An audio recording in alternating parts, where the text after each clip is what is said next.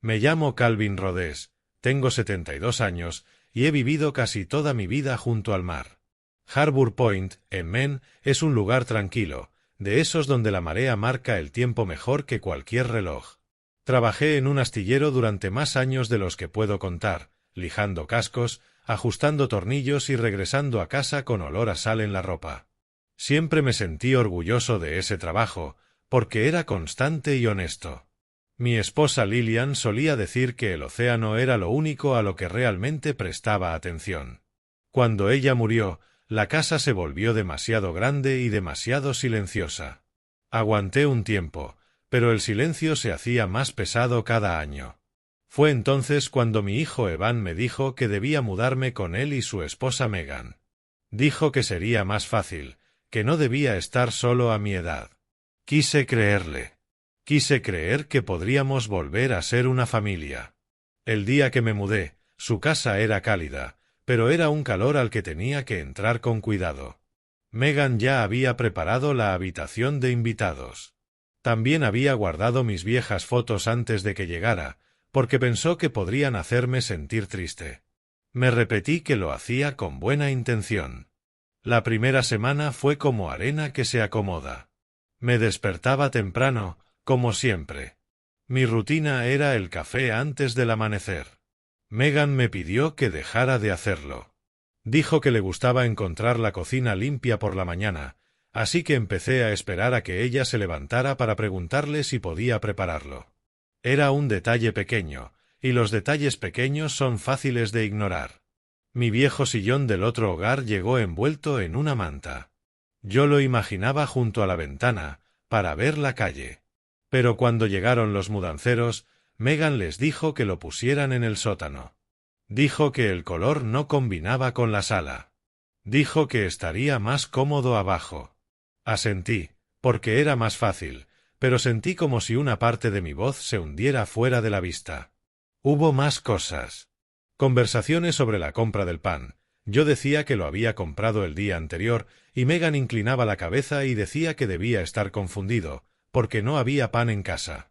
Luego miraba en la despensa y lo encontraba detrás de unos frascos. Me quedaba allí, con la mano sobre el estante, intentando recordar si lo había puesto yo. La duda se mete en la mente despacio, como la niebla sobre el agua. No de golpe, solo está ahí. Evan no era cruel, pero estaba siempre distraído. Decía que trabajaba desde casa. Yo lo oía caminar en su despacho y hablar por teléfono. Cuando hablábamos, era poco. ¿Cómo te sientes? ¿Tomaste tus pastillas? Descansa. Las conversaciones flotaban sobre la superficie, sin profundidad, como un barco sin ancla. Megan siempre sonaba amable. Eso era lo que confundía. Me tomaba del brazo y decía que había notado que olvidaba cosas con más frecuencia. Decía que envejecer podía dar miedo, pero que estaban allí para ayudarme.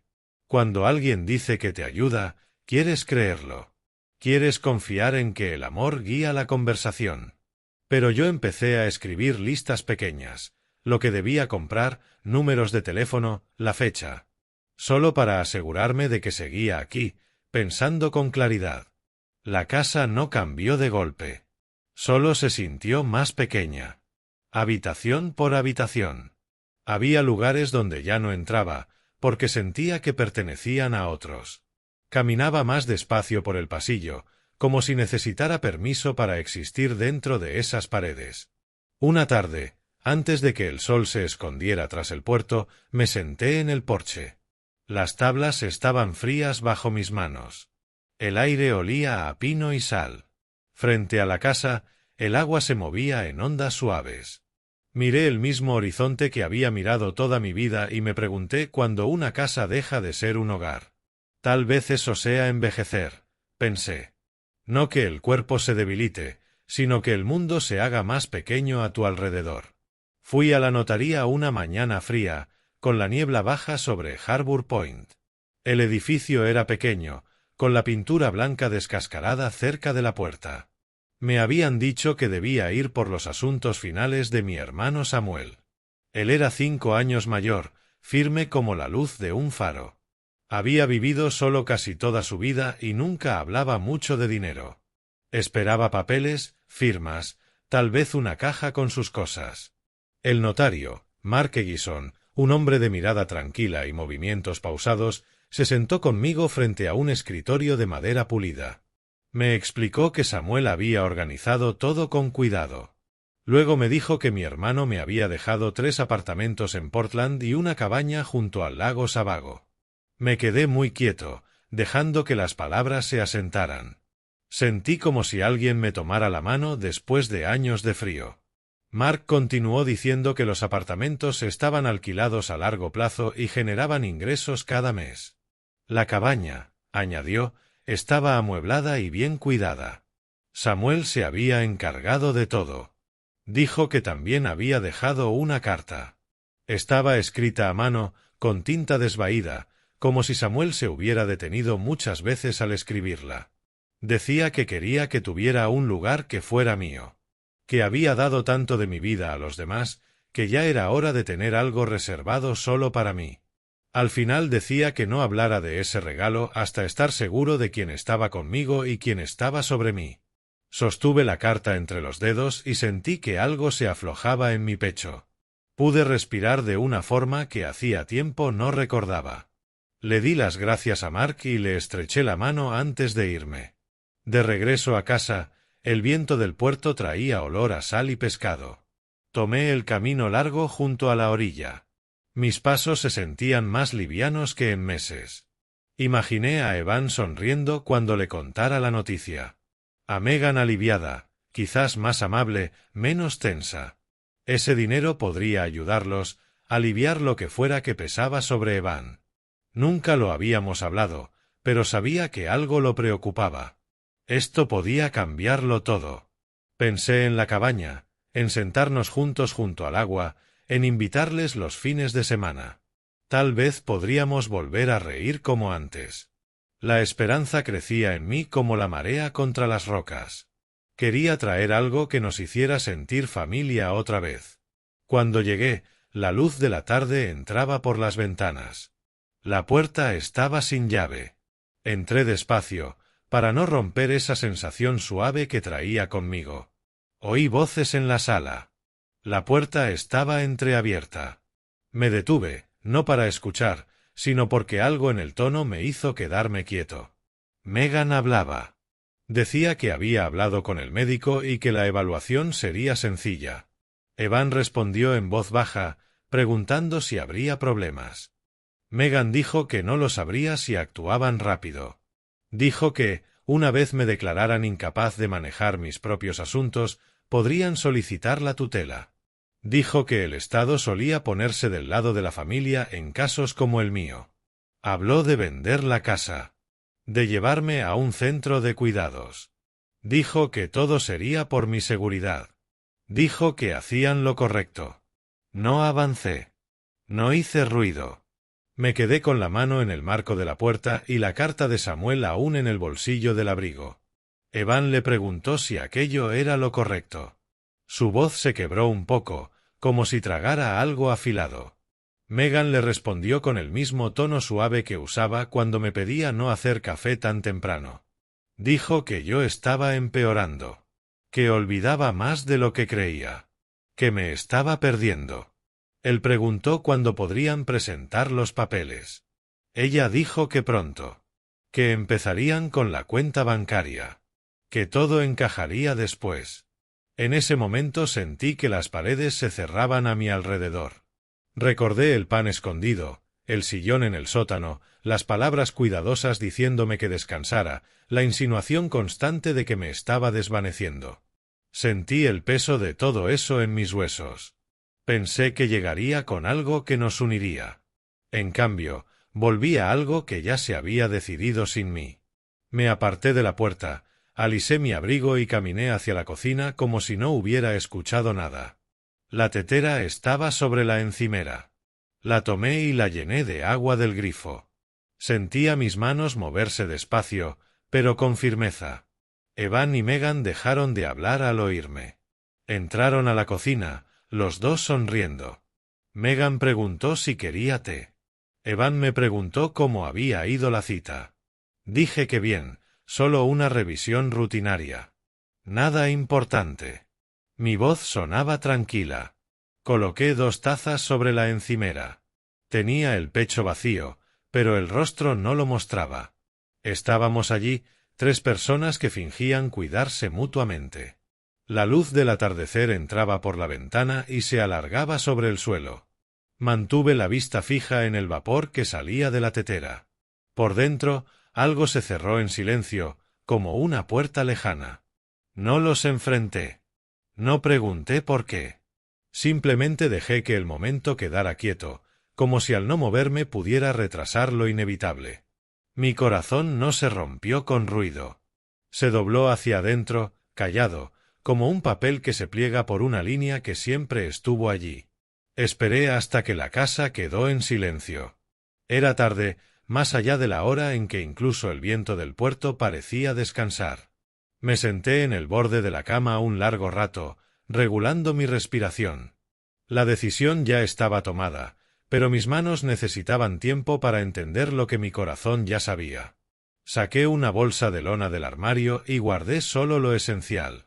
Un cambio de ropa, la carta de Samuel, mi billetera y una foto de Lillian y yo, tomada una tarde de verano, cuando el sol era alto y el mundo parecía sencillo. No tomé nada más. No quería que mi partida se sintiera como un robo. Quería que se sintiera como un regreso. El suelo crujía suavemente bajo mis pies mientras avanzaba por el pasillo. Sabía que tablas hacían ruido y las esquivé. La casa estaba en penumbra, salvo por la luz pálida de una farola que entraba por la ventana del salón. Escuchaba la respiración de Evan tras la puerta. Lenta, pesada, un cansancio que no pertenecía a su edad. Megan dormía más liviano, su respiración era suave y rápida, como si siempre estuviera lista para despertar. Me moví con cuidado, pero sin miedo. Sentía una calma extraña. Pasé por la cocina, donde la tetera seguía en el mismo lugar. El silencio se asentó a mi alrededor, ya no como enemigo, sino como algo familiar. Afuera, el aire nocturno era tan frío que dolía. El cielo estaba despejado y la luna bañaba la carretera con un brillo plateado. Me ajusté el abrigo y caminé despacio, sintiendo la grava crujir bajo mis zapatos. Harbour Point estaba en calma a esa hora. Las casas inmóviles, las ventanas oscuras. El mar estaba lo bastante cerca como para oírlo moverse, un sonido lento y constante. Caminé hacia la casa de Joanne. Ella también era viuda. Entendía el silencio mejor que nadie. Su luz del porche siempre quedaba encendida, una costumbre que mantuvo desde que su esposo murió. Subí los escalones y toqué la puerta con suavidad, para no romper la quietud de la noche. Abrió con una mirada que decía que ya sabía que algo había cambiado. Me senté en su mesa de cocina mientras preparaba té. Le dije que necesitaba ayuda. No levanté la voz. No lloré. Hablé con calma, como si le contara que el clima iba a cambiar. Ella escuchó sin interrumpir. Tomó el teléfono y llamó a Mark Ellison. Él respondió incluso a esa hora. Joanne habló con urgencia contenida y luego me pasó el auricular. Mark dijo que se encargaría de todo. Me dijo que me quedara allí. Dijo que nadie podría obligarme a volver a esa casa. Su voz era firme y clara, una voz en la que podía apoyarme. Para la tarde siguiente, todo estaba arreglado. Mark me encontró en el pueblo y me llevó hasta la cabaña. El camino serpenteaba entre árboles altos y desnudos. Cuando llegamos al lago, el agua parecía un espejo. La cabaña estaba junto a la orilla, sencilla y fuerte. Dentro olía a cedro. Mark me entregó nuevas llaves y una carpeta con documentos. Todo estaba a mi nombre. Todo seguro. Me dijo que descansara y se marchó en silencio, como si el momento necesitara mantener su forma. No dormí enseguida. Salí y caminé hasta la orilla. El cielo empezaba a aclararse con los primeros tonos del amanecer. El agua reflejaba esa luz cambiante. Me quedé allí, con las manos en los bolsillos del abrigo, respirando profundo. El aire era frío, pero me llenaba. Me di cuenta de que hacía años que no respiraba así. Vi llegar el día poco a poco, como llega la sanación, sin prisa. No había dejado atrás mi vida. Había vuelto a entrar en ella. La audiencia se celebró en un pequeño juzgado con ventanas altas por donde entraba demasiada luz de la mañana. Me senté junto a Mark, las manos entrelazadas. Me sentía firme. Ya había vivido la parte más dura de esta historia. Ahora solo venía a decir la verdad. Evan y Megan estaban frente a mí. Megan mantenía el cuerpo erguido, con una confianza que parecía ensayada. Evan miraba al suelo. Parecía mayor, como si la preocupación le hubiera tallado arrugas en una sola noche. Entró la jueza y el silencio llenó la sala. Se pasaron papeles. Se dijeron palabras frías y lejanas. Incapacidad, tutela, interés superior. Era extraño escuchar mi vida descrita en términos que no me pertenecían. Megan habló primero. Su voz era suave y segura. Dijo que me habían estado cuidando durante meses. Que habían notado que mi memoria fallaba. Que solo querían mantenerme a salvo. Había una precisión calculada en cada palabra. Al escucharla, uno podría creerle si no hubiera vivido dentro de los momentos que ella estaba deformando. Evan asintió a su lado, pero sus hombros estaban hundidos. Cuando le tocó hablar, su voz se quebró. Dijo que creyó estar haciendo lo correcto. Que envejecer era complicado. Luego calló, y Megan le tomó el brazo, guiándolo de nuevo a su papel. Mark presentó los registros de todo lo que había hecho por mi cuenta, los documentos bancarios, la evaluación médica independiente que confirmaba que mi mente estaba lúcida y las notas que había escrito para seguir mis conversaciones y actividades. Habló sin alzar la voz. No lo necesitaba. Los hechos hablaban por sí solos. Cuando llegó mi turno, me puse de pie despacio. Mi voz sonaba clara. Dije que había trabajado toda mi vida y que había sobrevivido a la pérdida sin desaparecer. Dije que envejecer no significaba dejar de ser uno mismo. Que no quería ser cuidado por obligación. Que deseaba seguir presente en mi propia vida mientras aún la tuviera. No hubo adornos dramáticos. Las palabras no los necesitaban. La jueza se tomó su tiempo antes de responder. Nos miró a cada uno. Luego dijo que la solicitud de tutela quedaba denegada. Dijo que yo era capaz de tomar mis propias decisiones. Que era libre de vivir donde quisiera. No hubo aplausos ni suspiros. Solo un silencio que se posó en la sala, suave, como polvo en un alféizar. No miré a Megan al salir, pero sí miré a Evan. Por un instante, nuestras miradas se cruzaron, y en ese instante vi la verdad que antes no había visto. Su deuda comenzó cuando Megan enfermó años atrás. Los tratamientos fueron costosos. Había pedido préstamos que no podía pagar. Cargó con ese miedo solo, y eso lo cambió. No quiso perderse, simplemente estaba demasiado cansado para resistir. Sentí que algo se soltaba dentro de mí. No era perdón ni cercanía, solo comprensión. No volví a su casa. Regresé a la cabaña. El lago estaba en calma cuando llegué. En las semanas siguientes, me uní a un pequeño grupo comunitario del pueblo. Nos reuníamos una vez por semana a compartir historias, tomar café y recordarnos que la vida no termina solo porque se vuelve más tranquila. Planté un pequeño huerto junto a la cabaña. Leía por las tardes. Camino junto al agua al anochecer. A veces pienso en Evan. Espero que encuentre el camino de vuelta a sí mismo. Espero que el peso que carga se vuelva más liviano. No necesito ser parte de ese viaje para que tenga sentido. El perdón no siempre se parece a un reencuentro. A veces se parece a desearle bien a alguien desde el otro lado de un lago tranquilo, mientras vives una vida que por fin sientes como tuya.